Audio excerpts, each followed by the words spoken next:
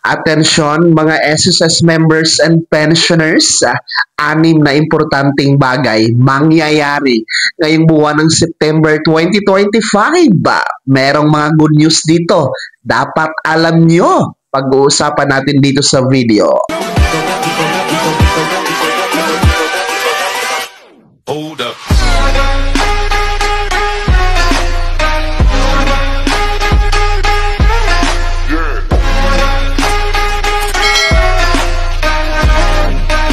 Hello mga ka-vlogs, welcome dito sa aking YouTube channel. Magandang araw po sa lahat ng mga manonood. Saan po kayong dako sa mundo?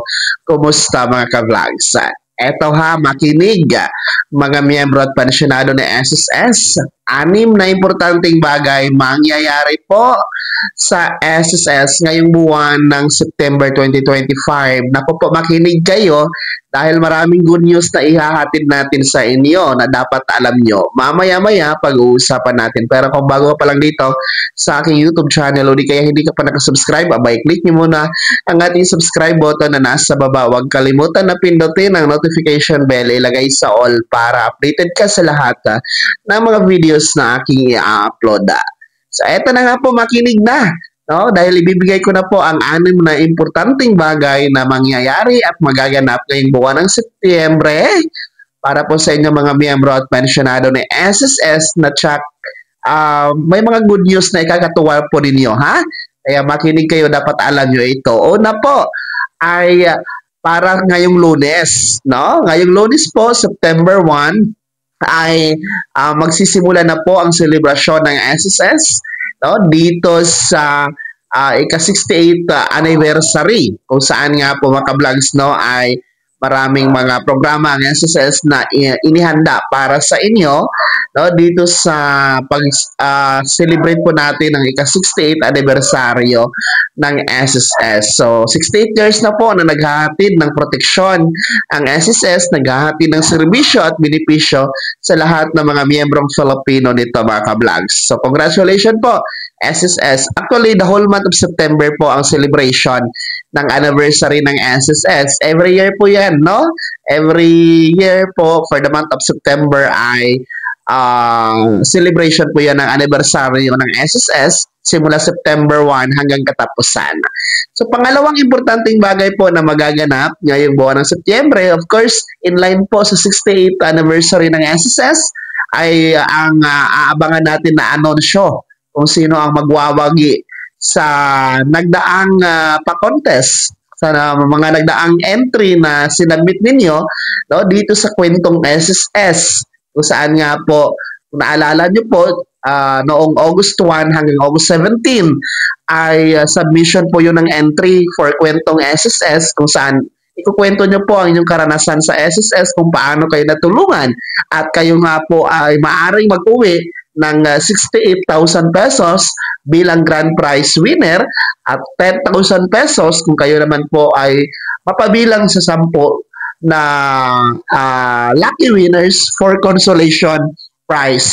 So, ngayon pong buwan ng Setyembre, no, particular first week, I think ay aasahan natin ang anunsyo niyan kay SSS sa pamamagitan po ng kanilang official Facebook page kung sino nga po ang mga lucky winners. Kaya good luck po sa ating mga nag-submit ng entry sa kwentong SSS.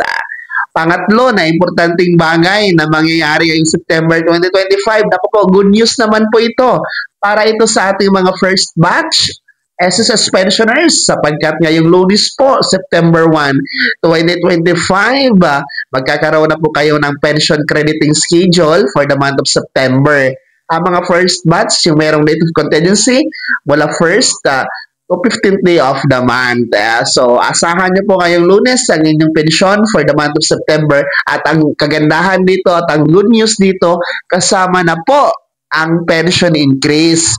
So, mayroon tayong aasahan na dagdag pensyon sa ilalim po ng SSS Pension Reform Program mga ka-vlogs, kung saan aasahan ang 10% o 10% pension increase para sa mga retirement and total disability pensioners and 5% pension increase naman para sa mga death or survivor pensioners. Kaya nga po, magandang balita ito para sa ating mga first batch. Ngayong Lunes po yan, abangan niyo po sa ATM card, September pension crediting schedule, kasama ang pension na increase. Pang-apat na importanteng bagay na magaganap ngayong September 2025, para naman po sa ating mga second batch SSS pensioners.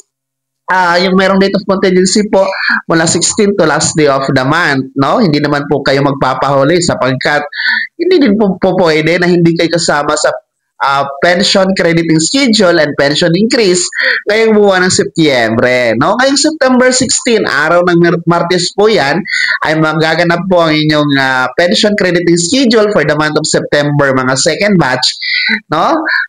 Syempre, hindi din po pwede na hindi kasama ang pension increase. Kasama po, no? Kaya asahan nyo din po ang dagdag pensyon na 10% o 10% pension increase para sa mga retirement and total disability pensioners, samantalang 5% pension increase ang mga matatanggap ng ating mga death or survivor pensioners. September 16, araw yan ng Martes, mga second batch SSS pensioners, ang inyong pension crediting schedule ngayong buwan ng September kasama ang dagdag pensyon. Pang-apat na importanteng bagay na magaganap ngayong September 2025, para naman po ito sa mga magdiriwang o merong birth month itong buwan ng September 2025 at ang edad 80 years old pataas, sapagkat kayo po ay nire-required na mag-comply ng Annual Confirmation of Pensioners or SSS ACOP. Ayon po sa SSS Circular Number 2023-013, yung may revised guidelines for Annual Confirmation of Pensioners or ACOP program, mga ka-vlogs. So, required po talaga every birth month, no? Kaya nga po, kung kayo po ay merong buwan ng kapanganakan o magbe-birthday ngayong buwan ng Setyembre at ang edad 80 pataas, no? Mag-comply kayo ng ACOP para hindi maputol ang pensyon at tuloy-tuloy ang patanggap ng pensyon, mga ka-vlogs. So, pwede kayong bumisita sa pinakamalapit na SSS branch sa inyong lugar, ano, doon kayo mag-comply ng ACOP o di kayo naman po mag-set kayo ng appointment for online video conference o di kayo naman po, no, sa mga kliyente ng mga bangkong nasa screen nyo po, pwede kayo mag-comply ng ACOP dyan.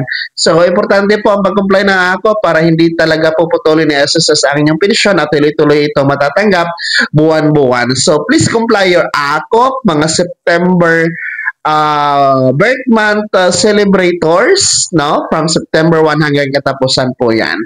And pang-anim na importanteng bagay na magaganap ngayong September 2025 ay huwag kalimutan po na mag-generate ng inyong PRN or Payment Reference Number sa pagbabayad ng inyong SSS loan na obligation kay SSS.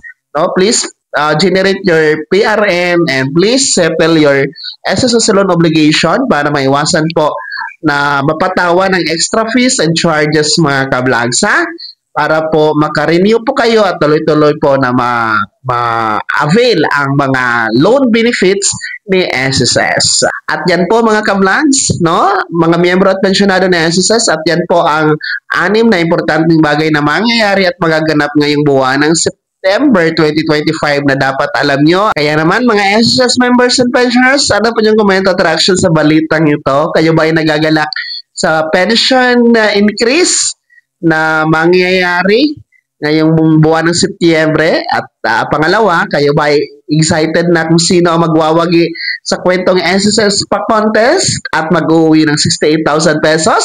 O di ka naman po, 6,800 pesos for consolation prize?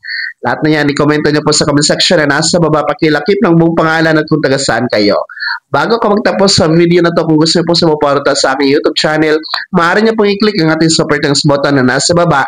Sa mga gusto maging miyembro, pwede, i-click nyo lamang ating join button. Maraming perks dyan, mga ka-vlogs. Be my member now. Sa atin naging gabay ang video na to kahit paano na pag-uusapan natin ang mga mahalagang bagay-bagay na may kinalaman sa pagiging miyembro, beneficiaryo at pensyonado sa SSS. Kung hindi ka pa nakasubscribe dito sa aking YouTube channel, maaari nyo nang i-click ang ating subscribe button na nasa baba. Huwag kalimutan na pindutin ang notification bell, ilagay sa all para updated ka sa lahat ng mga videos na aking i-upload. Maaari nyo din i-like ang video na to at kung meron ka pa mga katanungan, maaari nyo i-komento sa comment section na nasa baba. Paki-follow na din po ang aking official Facebook page na nasa screen nyo. Muli po, Ako si Daniel Timpawa na nagsasabing dito sa aking YouTube channel, pawang katotohanan at lahat totoo lamang.